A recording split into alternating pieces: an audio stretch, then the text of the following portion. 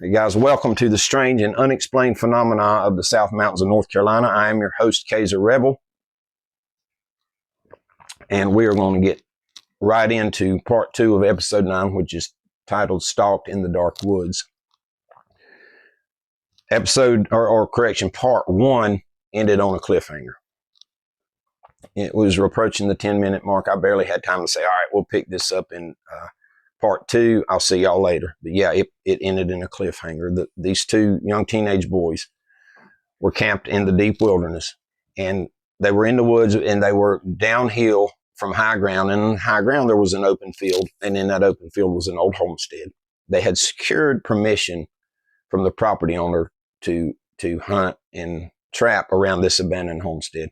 The property owner had told them that his requests were that they were not to sleep in any of the structures because the homestead belonged to the Dark Ones. Now, that is a term, just another term for a knobby or Sasquatch or Bigfoot or booger. And his second request was that if they killed any rabbits, that they were to leave some of the rabbits on the porch of the old cabin.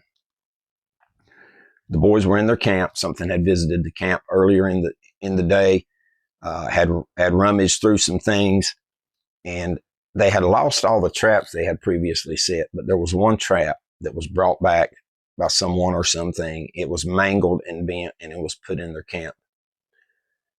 But they were being approached from up on high ground from the direction of this old homestead. There was yelling, as the grandfather said numerous times in his account, squalling, which is just an old word for hollering and screaming and yelling.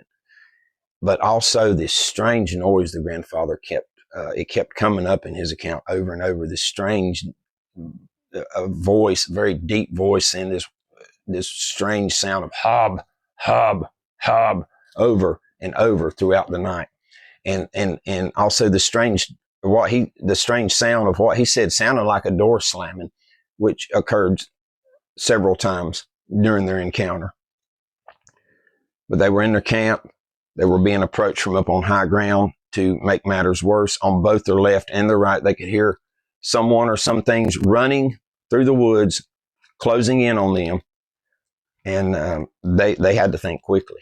I mean, it wasn't an attractive option to stay in camp and try to fight it out. They didn't know what they were up against, but they knew that whatever it was intended them harm. But at the same time, it was late in the day, and then how much daylight left, and the thought of plunging headlong into a deep, dark creek bottom, because they had hours and hours to go to get back home. Remember, it was a half a day's hike to get there during the daytime. But at some point, I expect the moment of decision came, probably spurred on by fear and sheer necessity and not being overrun and not being attacked. They grabbed a couple sacks. They had their shotguns. They were armed with pistols. They left home armed in such a manner at the request of their father.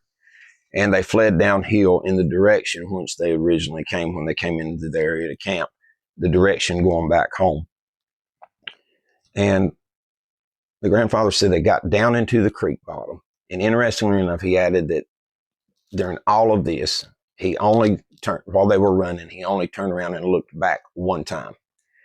And it was about the time they reached the creek bottom and they were running along the creek, he stopped and turned around and looked. And then when you turn back around to start running again, there standing in front of them, in his words, was a big booger.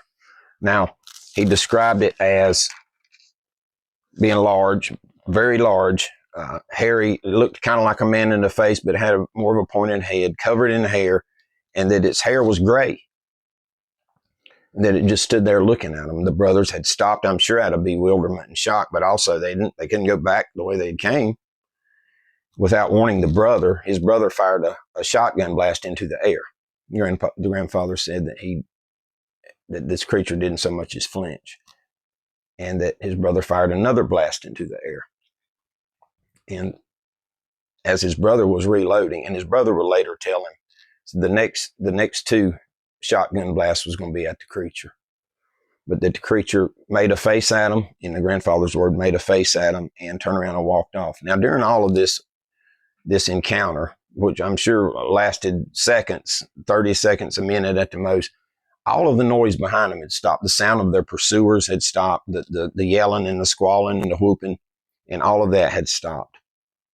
But the moment that this thing got out of sight, grandfather said that it all started back up again. They could hear the hollering and the yelling and that strange noise during this whole ordeal. He would hear it, hob, hob, and they began running almost completely out of daylight. And soon they were out of daylight in complete darkness. And the foliage in the creek bottoms of the Appalachian Mountains and foothills is thick, even in the wintertime. Bouncing off of trees in sheer panic, and for hours and hours, these two young boys ran for their lives. And the grandfather said that it was strange, but sometimes it would sound like the pursuers were backing off. They could still hear them; they were still carrying on, but they would back off. And the moment that him and his brother would stop and maybe stop running just to walk, that to catch their breath, that their pursuers would gain ground on them real quickly. Maybe they were playing cat and mouse with the boys. I don't know. That this went on into the night. And they finally got out of that particular creek bottom, had crossed through some woods, and finally they came to the field, and the field was the last thing between them and their home. They ran got about halfway into the field, and all the sound behind them stopped. And it all was quiet. And they both just stopped and looked around, and they collapsed onto the ground and laid there for an indeterminate period of time. I'm sure catching their breath, just scratched up, their clothes torn, exhausted mentally and physically, shaken up. And they finally got themselves together and got up and made walk the last stretch to get to their house. They stopped.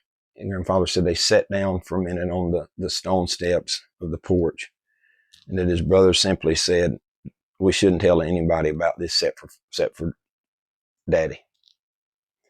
And that's the way that it would remain for years and years until this man, the one I keep referring to as the grandfather, told my friend, the elderly man that I met a couple years ago, told him later in life about this encounter as well as some others. They got up to go in the house, and just as they were about to open the door, all of it erupted again. Way back at that wood line. The grandfather said that it reached the pitch that it had previously reached with the whooping and the howling, and that it reminded him of the sound a pack of dogs or a pack of wolves would make after they had made a kill and they were celebrating. And they went into the house and closed the door, and that went on for a number of minutes and finally stopped. And they went to bed and got up the next morning, and there were questions. Grandfather said that Daddy took them outside and talked to them, and that they told their dad the whole story. And the dad said, "Well, you'll not go back into that area. None of us will." The grandfather remarked, he said, "All of these years, I keep wondering, were they celebrating that they had chased us out of the woods? Or was that their final warning that we wasn't welcome to come back there?" And I don't know. But maybe a little of both. So I've got a couple of other accounts that this grandfather had shared with my friend back years ago. And I also have one account that my friend's father had shared with him, and I'll cover those in later episodes. But this particular area in question is apparently a hot spot. And I hope to visit it one day. But until next week, and I'm going to knock on wood and say they're not going to ban TikTok. They're not going to take it down. I just have a good feeling about that. So that being said, I appreciate all of you, and I will see y'all next week.